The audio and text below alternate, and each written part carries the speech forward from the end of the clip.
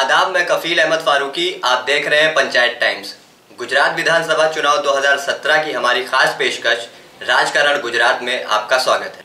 पिछली दो कड़ियों में हमने आपको 1960 में गुजरात के अलग राज्य बनने से लेकर 2016 में विजय रूपाणी के मुख्यमंत्री बनने तक के राजनीतिक घटनाक्रम के बारे में बताया।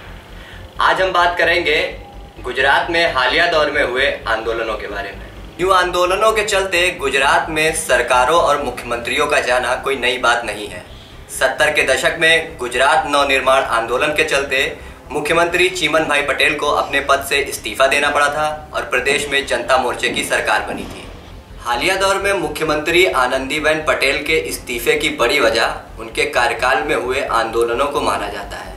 आज हम चर्चा करेंगे इसी आंदोलनों की और सबसे पहले बात करेंगे पाटीदार आरक्षण आंदोलन से। पटेल या पाटीदार गुजरात की एक मुख्यतः खेतिहर जाति है जो जनरल कैटेगरी में आती है। इनकी प्रेजेंस गुजरात में हर जगह है। पटेल मुख्यतः दो भागों में बटे हुए हैं, कड़वा पटेल और लेउवा पटेल। कड़वा पटेल का राजनीतिक पावर सेंटर गुजरात का मेहसाणा जिला है, जबकि लेउवा पटेल सौराष्ट्र में ज्यादा तादाद में पाए जाते हैं। खेती किसानी के अलावा पाटीदार व्यापार में मजबूत उपस्थिति रखते हैं। सूरत में हीरे का व्यापार लगभग पाटीदारों के कब्जे में है। एनआरआईज में भी पाटीदारों की अच्छी खासी संख्या है। सरदार वल्लभ भाई पटेल के ज़माने से ही पाटीदारों का विदेश जाने और वहां पर बसने का सिलसिला चल रहा है। अगर वोटों के लिहाज से बात करें तो गुजरात में 14 से 15% तक पाटीदारों का वोट है। इस लिहाज से देखा जाए तो वोट और संसाधन दोनों मामले में पाटीदार गुजरात में सबसे प्रभावशाली जाति है। खेती किसानी के संकट के चलते खेती से होने वाली आय में कमी आई है। सरकारी नौकरियों में भी मारामारी बढ़ी है। बेरोजगारी के इस दौर में पाटीदारों को भी आरक्षण की जरूरत महसूस होने लगी, जिसके बाद से पाटीदार अनामत आंदोलन की शुरुआत हुई।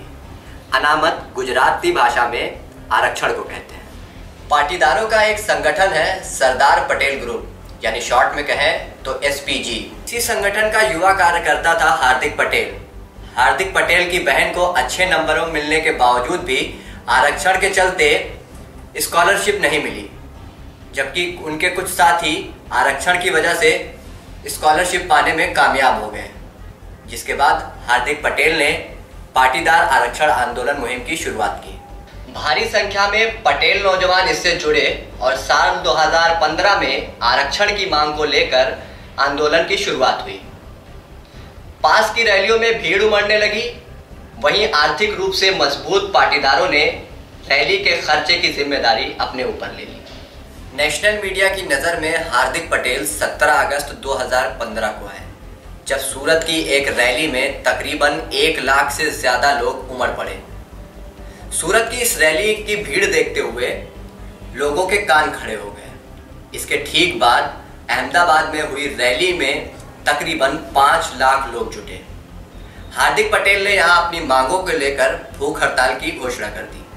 अब तक आंदोलन को चुपचाप देख रही सरकारी मशीनरी हरकत में आती है। हार्दिक पटेल को गिरफ्तार किया जाता है और प्रदर्शनकारियों पर बल प्रयोग होता है। यहीं से आंदोलन हिंसक मोड़ ले लेता है। कई बसों में आग लगा दी जाती है। जगह जगह हिंसक प्रदर्शन होते हैं, जिसके चलते केवल अगस्त माह में ही 12 लोगों की मौत हो जाती है। कुछ लोगों का मानना है कि इस पुलिसिया दमन में उप मुख्यमंत्री नितिन पटेल का हाथ था, जो कि मुख्यमंत्री बनने की चाह रखते थे। आनंदीबेन पटेल के खिलाफ प्रदर्शनकारियों को भड़काकर वो अपने लिए रास्ता साफ कर लेना चाहते थे, लेकिन उनका ये दांव उल्टा ही पड़ गया। प्रदर्शन कर रहे लोगों ने हिंसा के दौरान उनकी संपत्ति को निशाना बनाया। इसके बाद पाटीदार आंदोलन पूरी तरह से सरकार के खिलाफ हो जाता है। नवंबर-दिसंबर में होने वाले निकाय चुनाव के लिए पाटीदार नेता बीजेपी के खिलाफ प्रचार करते हैं, जिसके चलते बीजेपी कई जगहों से हार जाती है। हार्दिक पटेल को राजद्रोह के आरोप में गिरफ्तार कर लिया जाता है और उनके सूबे में घुसने पर पाबंदी लगा दी जाती है। 2016 में मुख्यमंत्री आनंदीबेन पटेल मुख्यमंत्री पद से इस्तीफा दे देती हैं और मुख्यमंत्री विजय रूपाणी को बनाया जाता है। जानकारों का कहना है कि आनंदीबेन पटेल की इस्तीफे की बड़ी वजह पाटीदारों का आंदोलन है, जिस पर वह काबू पाने में नाकाम रही थी। वहीं दूसरी तरफ साल 2017 आते आते हार्दिक पटेल एक बार फिर वापसी करते हैं। पास का आंदोलन एक बार फिर जोर पकड़ता है। हार्दिक पटेल विधानसभा चुनाव में बीजेपी के विरोध में और कांग्रेस के पक्ष में वोट करने की अपील करते हैं। पास के कुछ नेता हार्दिक पटेल की आलोचना करते हुए भाजपा में शामिल हो जाते हैं और चुनाव से ठीक पहले हार्दिक पटेल की कई सेक्स सीडियां रिलीज होती हैं। लेकिन पास की हालिया रैलियों में उमड़ रही भीड़ को देखकर कहीं से भी नहीं लग रहा कि हार्दिक पटेल की लोकप्रियता में कमी आई है। ऐसे में पाटीदार वोटरों के छिटक जाने से बीजेपी को चुनाव में नुकसान उठाना पड़ सकता है। अब बात करेंगे गुजरात के दलित आंदोलन की। गुजरात में दलितों की आबादी कुल आबादी के लगभग 7% है। शिक्षा और रोजगार में कमी के चलते दलित गुजरात की राजनीति में कोई बड़ी भूमिका नहीं निभा पाते थे, लेकिन हाल ही के दौर में गुजरात में दलित उभार देखने को मिला, जिसकी शुरुआत हुई ऊना कांड से। बाकी राज्यों की तरह गुजरात में भी दलित मरे हुए जानवरों की खाल उतारने का काम करते हैं। 11 जुलाई 2016 को गिरी सोमनाथ जिले के ऊना कस्बे में 4 दलित नौजवान मरी हुई गाय की खाल उतार रहे थे। वहां पहुंचे कुछ कथित गौरक्षकों ने उनके खिलाफ गौ हत्या का आरोप लगाया। इसके बाद उन्हें बांधकर पूरे कस्बे में घुमाया और उनका वीडियो बनाया और उनके साथ मारपीट की। सूबे में जब ये वीडियो वायरल हुआ तो दलितों का आक्रोश फूट पड़ा। गुजरात और देश भर में इसके खिलाफ कई जगह प्रदर्शन हुए। गुजरात सरकार की खूब किरकिरी हुई और दलितों के खिलाफ हो रहे इस अत्याचार के लिए गुजरात अस्मिता यात्रा अहमदाबाद से लेकर ऊना तक आयोजित की गई। इस यात्रा का आयोजन राष्ट्रीय दलित अधिकार मंच ने किया, जिसके नेता थे जिग्नेश मेवानी। 36 साल के जिग्नेश मेवानी पेशे से वकील हैं। ये आम आदमी पार्टी के प्रवक्ता भी रह चुके हैं और पत्रकार भी। जिग्नेश मेवानी खुद भी दलित परिवार से आते हैं। इससे पहले भी दलित मुद्दों से जुड़े कई आंदोलनों में ये हिस्सा ले चुके हैं, लेकिन ऊना कांड के बाद हुए आंदोलन ने इन्हें राष्ट्रीय पहचान दी। दलित अस्मिता यात्रा के ऊना पहुंचने पर हुए प्रदर्शन में हजारों की तादाद में लोगों ने हिस्सा लिया और देश भर का मीडिया भी इसे कवर करने पहुंचा। इस आंदोलन के बाद जिग्नेश मेवानी गुजरात में दलितों के नेता बनकर उभरे। भूमिहीन दलितों को जमीन दिलाने के मुद्दे पर भी उन्होंने आंदोलन किया। ऊना कांड की बरसी को लेकर अहमदाबाद से बनासकांठा तक आजादी कूच यात्रा का आयोजन किया गया, जिसके नेता जिग्नेश मेवानी ही थे। सरकार से विरोध के चलते उन्हें कई बार गिरफ्तार भी होना पड़ा। जिग्नेश ने आरोप लगाया कि प्रधानमंत्री मोदी जब जब अहमदाबाद आते हैं तब तब उन्हें नजरबंद कर दिया जाता है, और ऐसा एक बार नहीं बल्कि दर्जनों बार हुआ है। लेकिन इन गिरफ्तारियों के चलते भी जिग्नेश मेवानी को काफी लाइमलाइट मिली है। कथित तौर पर कांग्रेस में शामिल होने को उनको कई ऑफर मिले। भले ही आधिकारिक तौर पर वह कांग्रेस में ना शामिल हुए हों, लेकिन चुनाव में उन्होंने कांग्रेस को समर्थन करने की घोषणा की है। जिग्नेश बनासकांठा जिले की बडगाम सीट से बतौर निर्दलीय चुनाव लड़ेंगे। कांग्रेस ने वहां से अपने उम्मीदवार न उतारने की घोषणा की है। वहीं आम आदमी पार्टी के नेता अरविंद केजरीवाल ने उन्हें समर्थन देने की बात कही है और कहा है कि उनके कार्यकर्ता जिग्नेश के हक में प्रचार करेंगे। अब बात करते हैं तीसरे आंदोलन की। पाटीदारों और दलितों के बाद तीसरा आंदोलन था ओबीसी वर्ग का। गुजरात की कुल जनसंख्या का 40% से ज्यादा हिस्सा ओबीसी वर्ग से आता है।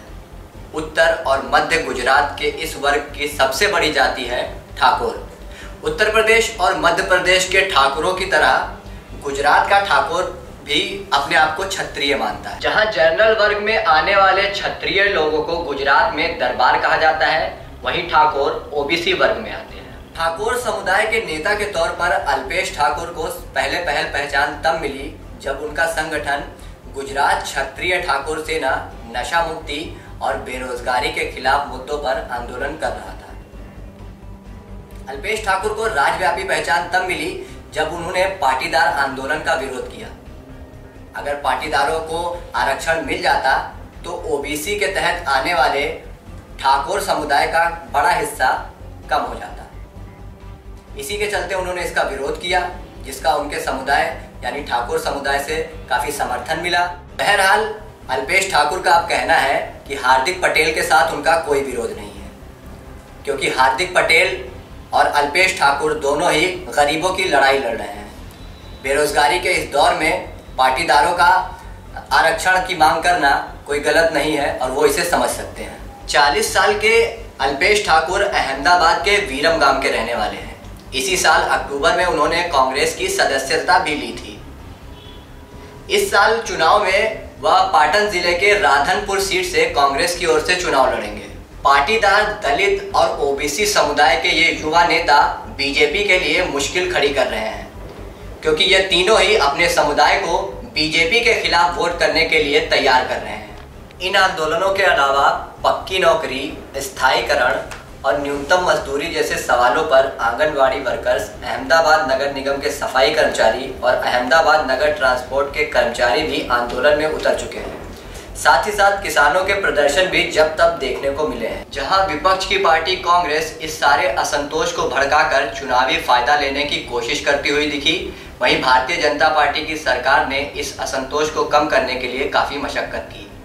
अब किसको फायदा मिलता है या तो आने वाले चुनाव में ही पता चलेगा। तो ये थी कहानी गुजरात में हालिया दौर में हुए आंदोलनों की।